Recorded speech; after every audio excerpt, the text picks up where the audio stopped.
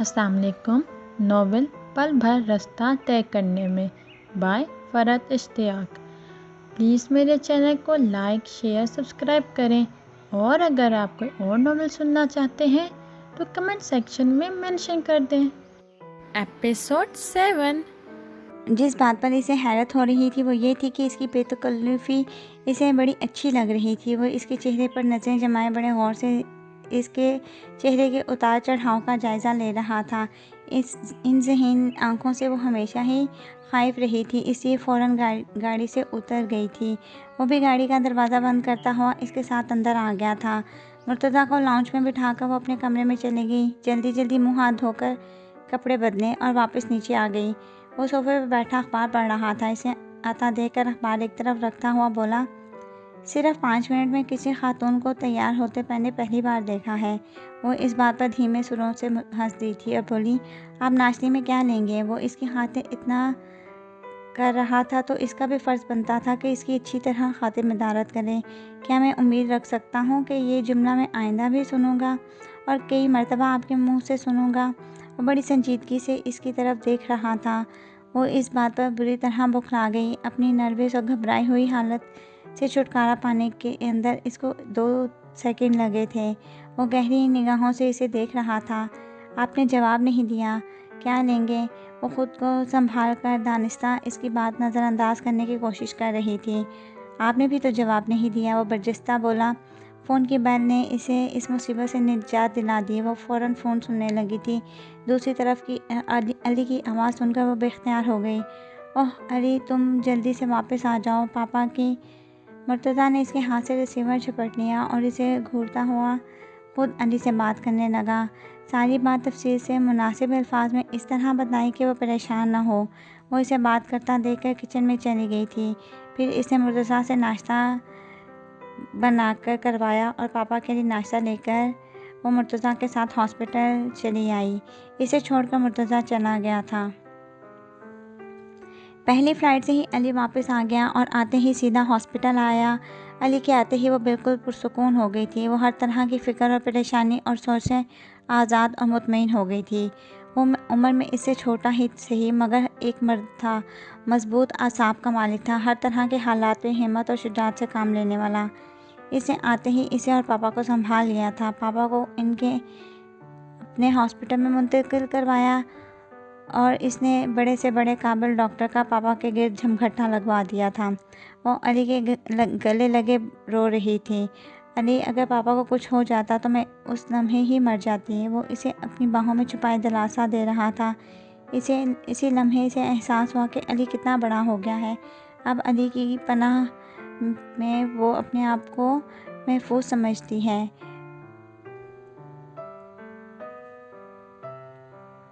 वो इसका मान था, इसका फ़ख्र था, गरूर था। इसके हाथ में पला वो अब इस काबिल हो गया था कि इसकी और पापा की देखभाल कर सके। जिनके जवान भाई मौजूद हों, उन बहनों को कभी फ़िक्रमंद नहीं होना चाहिए, इसने खुद से कहा था। शाम में मुर्तज़ा अपने ममा और डैडी के साथ आया था। पापा की हालत अब बेहतर थी। वो बेड पर तकिए से टेक लगाए बैठे थे। वो अली और मुर्तज़ा को इनके घर रात आने और फिर सारी रात हॉस्पिटल में रहने के बारे में बता चुकी थी। इसी पापा इसका और इसके वालिदैन का शुक्रिया अदा कर रहे थे।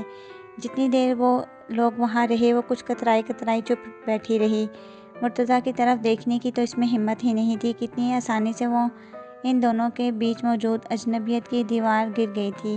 वो अभी तक हैरान थी कि ये क्या हुआ है और कैसे हुआ है। पापा 3 दिन हॉस्पिटल में रहे थे। चौथे रोज़ इनको डिस्चार्ज कर दिया गया। उन्होंने सुकून का सांस लिया। मरीज़ बनना कितना मुश्किल है, इस बात का अंदाज़ा नहीं इन 3-4 दिनों में इन्हें हुआ था। अली जब से वापस आया था ऑफिस नहीं गया था। मुर्तज़ा भी इस रोज़ के बाद दोबारा नहीं आया था। ताइबा ने 1-2 बार इसके बारे में सोचा कि वो क्यों नहीं आया। शाम में वो और अली लॉन में घास पर बैठे थे और हैंगमैन खेल रहे थे। बचपन में वो दोनों ये गेम बहुत खेला करते थे। आज अचानक अली को बचपना सूझा था और वो लोग खेलने लगे थे। पापा अपने कमरे में सो रहे थे। लॉन की तरफ आते मुर्तज़ा को देखकर इसके चेहरे पर कोसो कज़ा के तमाम रंग बिखर गए थे। क्या किसी आदमी की मौजूदगी या गैर मौजूदगी इतनी मायने रखती है? इसने खुद से पूछा। वो इसके चेहरे पर फैले रंगों को देखकर मुस्कुरा दिया था। क्या हो रहा है भाई? मुर्तज़ा इन लोगों के पास आकर बैठा। हैंगमैन खेल रहे हैं, हम लोग भी हमारा गेम, आप भी आएँ और हमारा गेम एंजॉय करें। बस मैं जीतने ही वाला हूँ, अली ने मुर्तज़ा से मुस्कुराते हुए कहा। बचपन में हम बहन भाई बहुत खेला करते थे। मुर्तज़ा ने ताइबा और अली के दरमियान घास पर रखे पेपर की तरफ देखते हुए जवाब दिया। बस परी, अब मेरा ख्याल है विड्रॉ कर ले। गलती की तो अब वैसे भी इसके पास कोई गुंजाइश नहीं है। बेचारा मैन तकरीबन हैंग हो ही चुका है। अली ने पेन मुंह में दबाए कुछ सोचती ताइबा से कहा तो वो इसे घूर कर रह गई। वी बोलो, मुर्तज़ा ने ताइबा से कहा। मरवाएंगे मुझे? वो इसकी तरफ देखे बिना पेपर पर नज़र जमाए बोली। मुर्तज़ा भाई, हम लोगों की शर्त लगी है, अगर परी हार गई तो मुझे आइसक्रीम खिलाएगी और अगर जीत गई तो मैं खिलाऊंगा। अली ने इसे अपनी शर्त से आगाह किया। तुम भी बोलो तो सही, अगर हार गई तो आइसक्रीम दोनों को मैं खिला दूंगा। मुर्तज़ा ने इसे उकसाया तो वो इसकी तरफ देखकर बोली, क्या आपकी समझ में आ गया है कि अली ने क्या लफ्ज़ पूछना है? हाँ ऑब्वियसली, तो तुम पहले ही फाइनल करवा चुकी हो। इसे देखकर ही समझ में आ रहा है कि क्या लफ्ज़ है। अली इन दोनों की तरफ बेतकल्लुफ़ गुफ्तगू को बड़े ताज्जुब से सुनता रहा। अच्छा अली भी लिखो। इसकी बात मानकर वो बोली और अली ने सबसे पहले ब्लैंक में वी लिख दिया। मुर्तज़ा भाई, वैसे ये फाउल है। अब आप एक और लफ्ज़ नहीं बताएंगे? वो मसनूई खफ की तारी करके बोला। वरना दिल तो इस वक्त भंगड़े डालने को चाह रहा था। कोई खुशगवार तब्दीली आ चुकी थी। ये बात तो इसने आते ही महसूस कर ली थी, मगर इतनी ज़्यादा इसका अंदाज़ा नहीं था। तो मुर्तज़ा भाई, आखिरकार आप ये मार्का जीत ही गए। वो दिल ही दिल में मुस्कुरा रहा था। वो अली की सोचों से बेनियाज़ी सोचने में लगी थी कि बाकी 4 खानों में कौन से लफ्ज़ आएंगे। ठीक बोलो मुर्तज़ा, अली की नाराज़गी को खातिर में लाए बगैर बोला तो एहतजाजन चीख उठा। क्यों, इसमें फ़ाउल क्या है? गेम के रूल्स एंड रेगुलेशंस में ये कहाँ तय पाया था कि किसी की मदद नहीं ले सकते? वो ठठाई से बोली थी।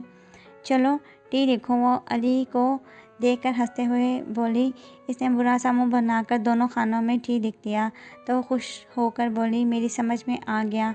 अब आखिरी लफ्ज़ आप मत बोलिएगा, बड़ी जल्दी समझ में आ गया, अली ने तंज़िया अंदाज में कहा। पी। वो बड़े यकीन से बोली और मुर्तज़ा इसकी खुशी से दमकती शक्ल देखकर मुस्कुरा दिया था। बड़ा कमाल किया। सारी मदद तो मुर्तज़ा भाई ने की थी, अली बोला। अली ने पी भी लिख दिया।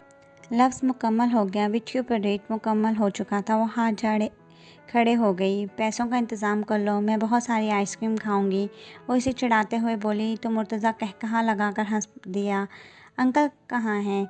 इसने अपनी आमद का मकसद याद दिलाया। अंकल के बारे में पूछा। पापा की आंख लग गई है, वो अपने कमरे में है, अली ने जवाब दिया।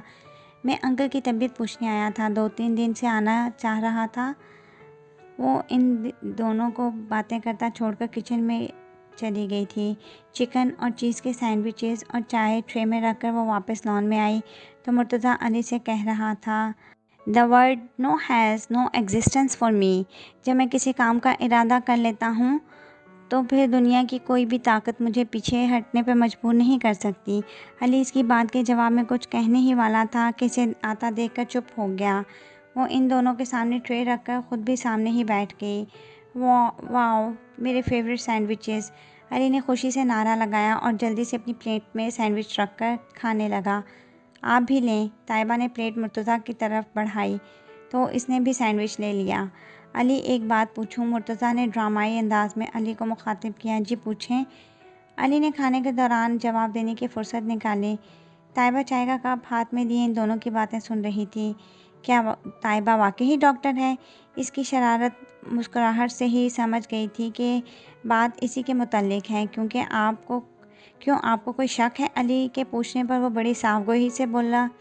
सिर्फ शक? मुझे तो ये बात 100% झूठ मालूम होती है कि ये डॉक्टर है। मैं या तुम कम अज़ कम किसी ज़ख्मी की मरहम पट्टी वगैरह तो नहीं कर सकते ना। मैं ये सोच रहा हूँ कि ये अपने मरीज़ का इलाज कैसे करती होगी। इसकी बात पर अली का कहकहा बेसाख्ता था, जबकि वो मुंह बनाए बैठे खामोशी से सुन रही थी। आपको क्या पता हमारे घर में कैसे कैसे सीन होते हैं। ये तो फिर भी पापा का मामला था और अपने माँ बाप के लिए तो हर कोई इमोशनल हो जाता है। यहाँ तो ये हाल है कि किसी मरीज़ की डेथ हो जाए तो उस दिन खाना नहीं खाया जाता, कमरा बंद करके खूब रोना धोना मचेगा। अली इसकी बातों पर चिढ़कर तंबी अंदाज में बोली, लेकिन ये बात तो ठीक है, मुसीबत में परेशान होना तो बजाय खुद एक मुसीबत है। वो एकदम संजीदा होकर इसे समझाने लगा था। रहने दे मुर्तज़ा भाई, ये तमाम बातें पापा और मैं इन्हें बहुत दफ़ा समझा चुके हैं, मगर कोई फ़ायदा नहीं। अली ने मायूसी से सर हिलाया। आप लोग क्या इस वक्त मुझे डिस्कस करने बैठे हैं? वो नाराज़ हो गई। आपकी इस्लाह की कोशिश कर रहे हैं, मुर्तज़ा ने बुर्दबारी से कहा। मैं बिगड़ी हुई ही ठीक हूँ। वो वॉकआउट के इरादे से खड़ी हो गई। परी नाराज़ तो मत हो जाएं। अली ने इसे मनाने की कोशिश की। हाँ फैरी, आप बैठ जाएं, वो मुस्कुराते हुए बोला तो वो बजाय के बैठे इसे खड़ी हुई ही घूरती रही। ये इसी ने तुम्हें कहा होगा कि मुझे परी कहा करो। पता नहीं लड़कियों को अपने बारे में इतनी खुशफहमी क्यों होती है। वो इसे चढ़ा रहा था और वाकई ही वो चिढ़ रही थी। अली मुसलसल मुस्कुरा रहा था, कभी इसे और कभी मुर्तज़ा को देख रहा था। इसे अंदर जाते हुए देखकर अली ने इसे रोका था, मगर वो रुकने के बजाय ये कहती हुई अंदर चली गई, मुझे पापा के लिए सूप बनाना है। वो लोग दोपहर का खाना खा रहे थे जब करीम बाबा ने मुर्तज़ा के डैडी के फ़ोन का बताया। वो पापा से बात करना चाहते थे। पापा उठकर बात करने के लिए चले गए। 3-4 मिनट बाद पापा की वापसी हुई तो अली बोला, खैरियत, अंकल को आपसे क्या काम था? वो इनकी मिसेस आज शाम हमारे घर आना चाह रहे हैं। वही पूछ रहे थे कि मैं बिज़ी तो नहीं हूँ। पापा ने कुर्सी पर बैठते हुए जवाब दिया। वो एकदम सर झुका गई थी। पापा या अली से नज़रें मिलाने की हिम्मत नहीं हो रही थी। वो इतनी बच्ची तो नहीं थी कि ये बात ना समझ सकती कि वो लोग क्यों आना चाह रहे हैं। अली ने पापा के जवाब में एक मायने खैज निगाह बहन के चेहरे पर झुके हुए सर पर डाली और फिर बेख्तियार मुस्कुरा दिया। इस तरह तो अभी तक इसने सोचा ही नहीं था। वो तो अभी अपने दिल पर गुजरने वाली इस ताज़ा तरीन वारदात थी के बारे में सोच रही थी कि ये एक नया मसला सामने आ गया। मोहब्बत सोच समझ कर नहीं की जाती। इसे भी समझे सोचे बगैर मोहब्बत हो गई थी। वो अपना बचाव करते करते बिलाखिर इसके आगे हार गई थी, मगर इसे आगे अभी इसने कुछ नहीं सोचा था। वो कमरे में इधर उधर टहल रही थी, इस मसले का हल सोच रही थी। वो पापा और अली को छोड़कर कैसे जाएगी, इस बात के लिए वो ख़ुद को कैसे आमादा करेगी। तो क्या वो मुर्तज़ा से दस्तबरदार होने को तैयार है? इसका दिल 2 हिस्सों में बँट चुका था, एक में पापा और अली और दूसरी तरफ मुर्तज़ा। वो कोई भी फ़ैसला नहीं कर पा रही थी। क्या ऐसा नहीं हो सकता इसे किसी को भी नहीं छोड़ना पड़े? वो तमाम लोग जिनसे वो प्यार करती है, वो सब के सब एक ही वक्त में मिल जाएं। वो एक मोहब्बत पाने के लिए दूसरी मोहब्बत को खोने का हौसला नहीं रख रही थी। अपने अंदर छिड़ी ये जंग इसे निढाल कर रही थी। दोनों ही इसे किसी के हक़ में भी फ़ैसला वो नहीं कर पा रही थी। वो किसे छोड़ती और किसे अपनाती? वो किससे मदद मांगे, इसे बताए कि इसे क्या करना चाहिए? वो किसी भी हतमी नतीजे में पहुंच नहीं पा रही थी। शाम में आंटी और अंकल इनके घर आए। पापा और अली ने बड़ी गर्मजोशी से इनका इस्तकबाल किया। वो बड़ी मुश्किलों से ख़ुद को तमाम सूरत हाल के लिए तैयार करते ट्रॉली लेकर ड्राइंग रूम में आई। आंटी और अंकल ने हस्बे साबिका बड़ी मोहब्बत और शफ़क़त से इसका हाल दरियाफ़्त किया। वो बमुश्किल 4-5 मिनट वहाँ रुकी। फिर वो लोग कितनी देर बैठे रहे और कब गए वो इस बात से अनजान अपने कमरे में आ चुकी थी। पापा इसे किसी भी बात के लिए मजबूर नहीं करेंगे। वो जो फ़ैसला करेंगी वो इसे कबूल कर लेंगे। इस बात का इसको 100% यकीन था। मगर वो फ़ैसला क्या करेंगे? पापा जब इसकी राय पूछेंगे तो वो क्या जवाब देगी? वो इस मुकाम पर आकर ख़ुद को जितना बेबस महसूस कर रही थी, इसे पहले कभी नहीं किया था। रात के खाने के बाद वो अकेली कितनी ही देर लॉन में वॉक करती रही। अपने आप से उलझते लड़ते वो तंग आकर कमरे में आ गई। तो तमाम सोचें जहन से झटकते वो अली के कमरे में आ गई। कुछ नहीं तो इससे बात करके वो थोड़ा सा फ्रेश ही हो जाए। वो कमरे का दरवाज़ा खोलकर अंदर दाखिल हुई तो वो बिस्तर पर ऊँधे लेटा किसी से फ़ोन पर बात कर रहा था, अपनी बातों में मगन। इसे अंदाज़ा ही ना हुआ कि कोई आया है। वो बड़ा भरपूर कहकहा लगाकर हंस रहा था।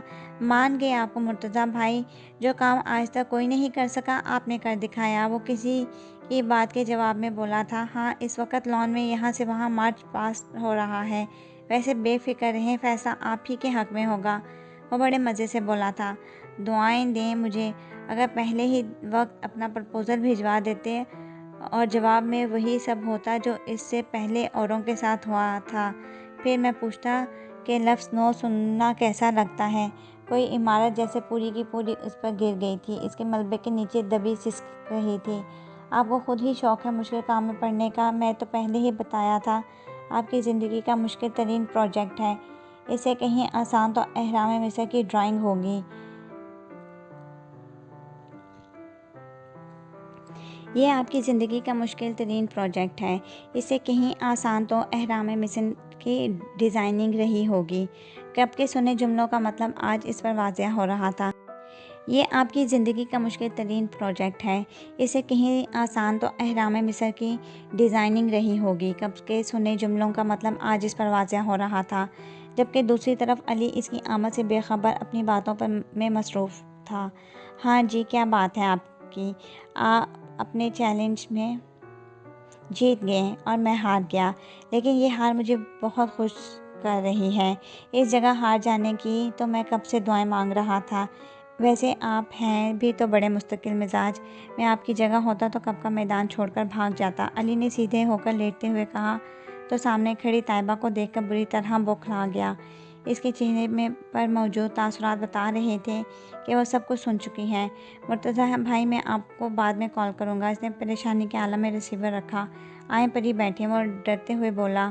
वो एक एक कदम उठाती इसके पास आई थी। अली बुखलाहट में बिस्तर से उतर गया था। मैंने तुम्हें जन्म नहीं दिया मगर माँ बनकर पाला तो था। मेरे हाथों में पलकर तुम आज इस काबिल हो चुके हो कि मुझे चैलेंज बनाकर दूसरों के सामने पेश करो, मेरे ऊपर शर्तें लगा सको। वो किसी सदमे के ज़ेरे असर ठहर ठहर कर बोल रही थी। लहजे में बर्फ़ जैसी ठंडक थी। परी, आप गलत समझ रही हैं, ऐसा कुछ नहीं है। बाय गॉड, वो बड़ी आजिज़ी से बोला था और जवाब में इसने एक ज़ोरदार थप्पड़ इसके मुंह पर दे मारा था। वो अपने गाल पर हाथ रखे अपनी इस बहन को देख रहा था जिसने कभी इसे ऊंची आवाज़ में डांटा तक नहीं। अली, मुझे तुमसे सख्त नफ़रत महसूस हो रही है।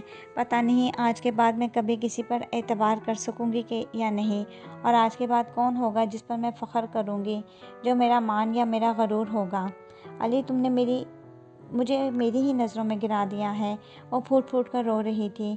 अली ने कंधे पर हाथ रखा और इसे चुप कराना चाहा तो वो इसका हाथ झटके कर चीखी। इतनी ही बोझ लगने लगी थी मैं तुम्हें, तो तुमने मुझे पहले कह देते, मैं तुम्हारी ज़िंदगी से हमेशा हमेशा के लिए निकल जाती, कभी अपनी शक्ल तक नहीं दिखाती, मगर यूँ मुझे जलील करने का हक़ तुम्हें नहीं था। परी, प्लीज़ मेरी बात तो सुने। मुझे मेरी बात की वजाहत तो करने दें। इसकी समझ में नहीं आ रहा था कि वो कैसे इसके सामने ख़ुद को बेकसूर साबित करे। वो जैसा नहीं था जैसा वो समझ रही थी, जैसे दुखों से बचाना चाहता था, इसलिए सारी दुनिया की खुशी इकट्ठी करना चाहता था। वो बुरी तरह इससे बदगुमान हो चुकी थी। भाई तो बहुत गैरत वाले होते हैं, बहन के लिए जान तक दे देते हैं। तुम कैसे भाई हो, लेकिन बेफिक्र रहो, मैं तुम्हारी सारी परेशानी दूर कर दूँगी, जो भी वजह हो। लेकिन तुम मुझसे बेजार हो चुके हो तो मैं तुम्हें मायूस नहीं करूँगी। तुम्हारे मुर्तज़ा साहब से तो नहीं, लेकिन इनके अलावा किसी से भी शादी करके मैं तुम्हें अपनी मनहूस सूरत आइंदा कभी नहीं दिखाऊंगी। वह अपने आंसू पोंछते हुए फैसला कुन अंदाज में बोली थी। पर ये ऐसा नहीं है, मैं आपसे बहुत प्यार करता हूँ। वो अपने आंसुओं पर बड़ी मुश्किल से काबू पाकर बोला था। आज से पहले मुझे भी यही खुशफहमी थी कि मेरा भाई जिसे मैंने माँ और बहन दोनों का प्यार दिया है, वो मुझसे इतनी ही मोहब्बत करता है। मैं इसकी माँ ना सही, माँ जैसी ज़रूर हूँ। वो इसकी तरफ नफ़रत से देखते हुए बोली थी। इन आंखों में अपने लिए नफ़रत देखकर वो किसी छोटे से बच्चे की तरह सहम गया था। वो इसके सामने अपने रवैये की वजाहत करना चाहता था, इसे बताना चाहता था कि वो गलत समझ रही है, मगर अचानक ही अल्फाज इसका साथ छोड़ गए थे। वो गुमसुम सा खड़ा रह गया था और वो इसके कमरे से निकल गई थी। परी, मैं आपसे अपनी जान से भी बढ़कर प्यार करता हूँ। कैसे ये बात आपको बताऊँ? आपके लिए मैं अपनी जान तक दे सकता हूँ। प्लीज़ मेरा एतबार करें। क्या आपका भाई ऐसा हो सकता है? वो रो पड़ा था। सुबह वो सिर्फ पापा की वजह से कमरे से बाहर निकली थी। सारी रात रोते सिसकते गुजर गई थी। वो बिल्कुल निढाल हो चुकी थी। डाइनिंग रूम में दाखिल हुई तो पापा और अली दोनों नाश्ते की मेज़ पर उसका इंतज़ार कर रहे थे। इसने एक नज़र अली के चेहरे पर डाली। वहाँ भी उदासी और गहरा मलाल नज़र आया। अली, मोहब्बत तो तुमसे हमेशा करूँगी कि ये मेरी मजबूरी है। तुम्हारी मोहब्बत मेरी रगों में खून की तरह दौड़ती है, मगर अब शायद मैं तुम पर एतबार नहीं कर सकूँगी। तुमने मेरी अना, मेरी खुददारी और मेरी निस्वानियत का खून किया है। एतबार कायम करने में बरसों लगते हैं और टूटने में सिर्फ एक पल। मेरा वो भाई जिसे मैंने गोदों में खिलाया था, इसने मुझे हकीर जाना कि मैं खुद से भी नज़र मिलाने के काबिल नहीं। अली, तुमने ऐसा क्यों किया? वो खामोश नाश्ता कर रही थी। अली ने बराए नाम नाश्ता किया। पापा ने दोनों के चेहरों पर छाई उदासी को महसूस किया। वो दोनों आपस में कभी नहीं लड़े थे, मगर इस वक्त एक दूसरे से नज़रें चुराए बैठे थे। शायद सिर्फ इनकी खातिर नाश्ते की मेज़ पर बैठे थे। वो इन दोनों से इस बारे में पूछते पूछते चुप हो गए। इनके बच्चे बहुत समझदार थे। वो अपने तमाम मसाइल खुद ही बहुत अच्छी तरह से हल कर लेते थे। उन्होंने इन दोनों को मौका देने का फ़ैसला किया। जब भी बात है या जो भी बात है, खुद ही इसे मिलकर बैठकर क्लियर कर लेंगे। इनके दरमियान किसी भी किस्म की कॉम्प्लिकेशन या कम्युनिकेशन गैप नहीं है। उन्होंने हतमी तौर पर यही सोचा। नाश्ते के बाद अली इसके कमरे में आया। परी, इसने बड़ी लजाजत से इसे पुकारा। अली, मैं तुमसे कोई बात नहीं करना चाहती, प्लीज़ मुझे तन्हा छोड़ दो। इसने दो टोक और सख्त लहजे में कहा। कोई तो ऐसी बात थी कि वो कांप उठा था। वो इसकी कोई भी बात सुनने के लिए तैयार नहीं थी। वो एक मायूस निगाह इस पर डालकर कमरे से निकल गया। वो सारा दिन इस तरह गुजरा। अली की इल्तिजाइया नज़रें, इसका गमज़दा चेहरा, कोई भी चीज़ इसका दिल पसीजने में कामयाब नहीं हुई। अगले रोज़ जब सुबह नाश्ते के बाद ऑफ़िस के लिए तैयार हुआ तो पापा ने इसे कहा, क्या बात है बेटा, ऑफ़िस नहीं जाओगे? पापा, तबीयत ठीक नहीं, शायद कुछ बुखार भी हो रहा है। अली की बात पर ताइबा ने इसे देखा। वो एक दिन में बरसों का बीमार नज़र आ रहा था।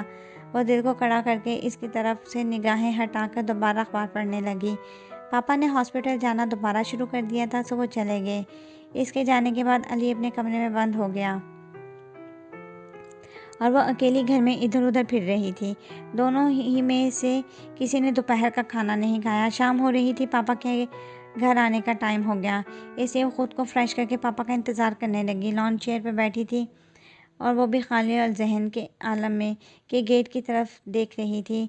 जब इसने मुर्तज़ा को अंदर आते देखा, इस शख्स से वो आइंदा कभी नहीं मिलेगी, ये बात तो इसने परसों रात ही सोच ली थी। इसे इसी तरह अपनी तरफ आते देखकर वो एकदम अपनी जगह से उठ गई और अंदर जाने के लिए कदम बढ़ाने लगी थी कि वो इसके पास आ गया। इसके चेहरे पर किसी भी तरह की शर्मिंदगी या नदामत नहीं थी। या तो इसे कुछ मालूम नहीं, या वो जानता ही नहीं कि इसे सब कुछ पता चल चुका है, या फिर वो बहुत ही ढीठ और बेगैरत इंसान है। ताइबा ने दिल में सोचा। क्या करती फिर रही हो तुम? वो नाराज़ से अंदाज में गोया हुआ। वो तो मेरी अली से फ़ोन पर बात हो गई तो मुझे पता चला। ताइबा, ये सब क्या है? वो इसकी दीदा दलेरी पर जितना भी हैरान होती कम था। आप यहाँ क्यों आए हैं?